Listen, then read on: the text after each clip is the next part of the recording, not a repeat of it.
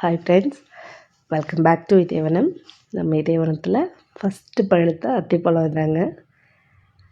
அப்போலாம் நான் போய் சொல்ல மாட்டேன், நிறையா பழம் பழுத்துச்சு. இதுக்கு முன்னால் நான் அத்திப்பழம் சாப்பிட்றதும் கிடையாது, எப்படி இருக்குன்னு கூட தெரியாது.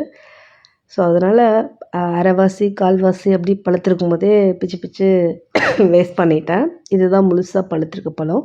ஸோ இதை டேஸ்ட் பண்ணி பார்க்கலான்னு சொல்லிட்டு எடுத்து ஓப்பன் பண்ணி பார்த்தா இன்னும் நல்லா ரெட்டிஷாக ஜாம் மாதிரி சூப்பராக இருந்துச்சு. பொதுவாக இந்த பழத்தில் புழுக்கள் இருக்குன்னு சொல்லுவாங்க.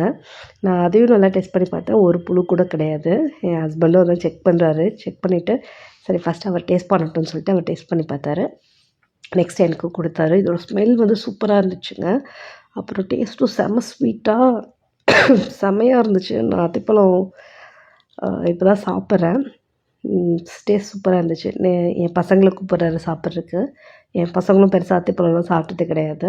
இந்த கடையில் விற்கிற ட்ரை அத்திப்பழமும் நாங்கள் யாரும் சாப்பிட்டது கிடையாது. ஸோ என் பசங்களோட ஃபஸ்ட்டு டேஸ்ட்டும் இது தான். ஸோ அவங்களும் டேஸ்ட் பண்ணி பார்த்துட்டு அவங்களோட ரியாக்ஷன் எப்படி இருக்குதுன்னு பார்க்கலாம்.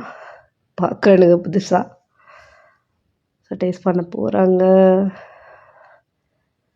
ஓகே, அவங்களுக்கும் டேஸ்ட் பிடித்திருக்கிறது, நல்லாயிருக்கு சொல்லிட்டானுங்க.